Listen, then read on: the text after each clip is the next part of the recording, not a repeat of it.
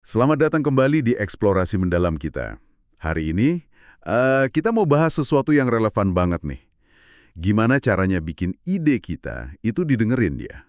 Di dunia yang penuh banget informasi kayak sekarang. Apalagi katanya rentang perhatian kita cuma 9 detik. Iya, bener banget. Sering disamain sama ikan mas koki kan? Dan ini fundamental banget ngubah cara kita komunikasi. Nah, buat ngebahas ini, kita pakai rujukan buku Fascinate dari Sally Hogshead. Jadi misi kita nih, ngulik kenapa sih cara-cara persuasi yang lama itu udah nggak ampuh lagi. Dan gimana daya pikat atau fascination ini jadi kayaknya senjata rahasia di era perhatian super singkat ini. Yuk kita bedah.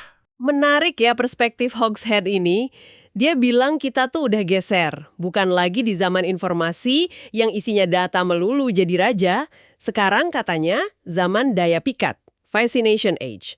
Kemampuan buat memikat jadi narik fokus yang intens, yang seringkali melampaui logika, itu justru jadi kekuatan utama. Buku ini ngegambarin situasinya jelas banget sih. Kita tuh kayak tenggelam dalam pilihan. Sumber kita nyebutin deterjen Tide aja ada 41 jenis. Kebayang nggak? Barengan sama itu, perhatian kita makin ciut. Katanya BBC bilang 9 detik aja. Plus, kita makin jago juga ngindarin pesan. Pakai TiVo lah, pakai ad blocker. Jadi model lama yang cuma ngulang-ngulang pesan aja, ya udah nggak cukup. Perhatian itu harus didapetin, bukan cuma dibayar. Tepat sekali. Nah, disinilah konsep fascination atau daya pikat itu masuk. Hogshead ini nemuin ada 7 pemicu universal yang secara naluriah gitu bisa narik keperhatian kita. Seringnya kita nggak sadar loh. Ini jadi kayak senjata baru Anda lah.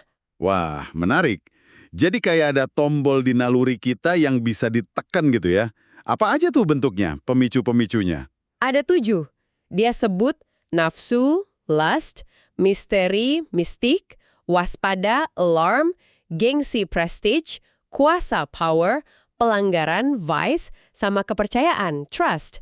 Yang penting nih, pemicu-pemicu ini seringnya kerja di bawah radar logika kita. Nggak kita sadari prosesnya.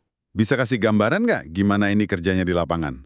Mungkin contohnya gitu, biar kebayang. Sensualitas ya, tapi lebih ke antisipasi kenikmatan indrawi, kayak pas Anda lihat Godiva Choco Elixir dibikin di depan mata.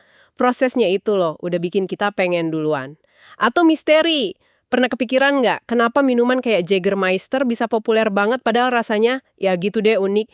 Justru karena ada misterinya itu, bahan rahasianya apa, rumor-rumornya, itu yang bikin orang penasaran. Ah iya.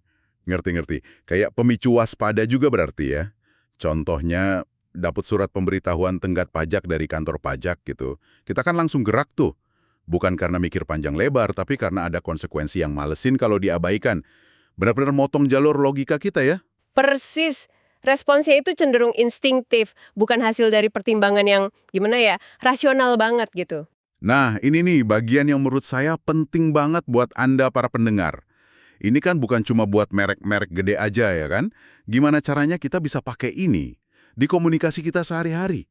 Pas presentasi mungkin? Atau pas nulis email penting? Atau bahkan ngobrol biasa aja gitu? Hogshead nyebutnya penanda emas pesan memikat atau gold hallmarks. Intinya gini, pesan yang benar-benar memikat itu nggak diam aja. Dia itu bertindak. Dia tuh memprovokasi, bikin ada reaksi emosional yang kuat di audiensnya. Oh, jadi pesannya nggak cuma masuk kuping kanan keluar kuping kiri ya? Tapi beneran bikin orang ngerasa sesuatu. Dan kayaknya pesan kayak gitu juga bikin orang jadi pendukung setia ya? Nggak cuma setuju tapi mau ikut nyebarin gitu. Dan bikin orang ngomongin itu terus. Jadi menggerakkan orang. Betul sekali.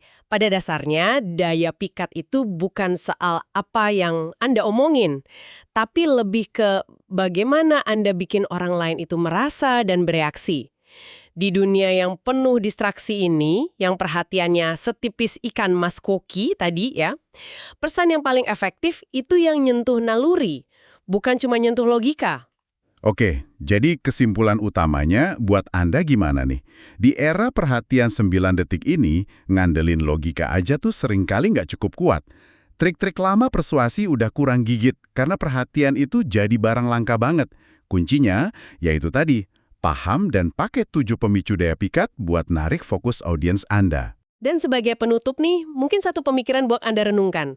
Kalau benar daya pikat ini kerjanya di bawah radar logika, kayak kata Hogshead, gimana pemahaman soal 7 pemicu ini ngubah cara Anda melihat pesan-pesan yang Anda terima tiap hari? Coba diperhatiin, seberapa sering keputusan Anda itu murni karena logika? Dan seberapa sering sebenarnya ada pemicu daya pikat yang lagi ditarik tanpa Anda sadar? Sesuatu buat dipikirin lebih lanjut.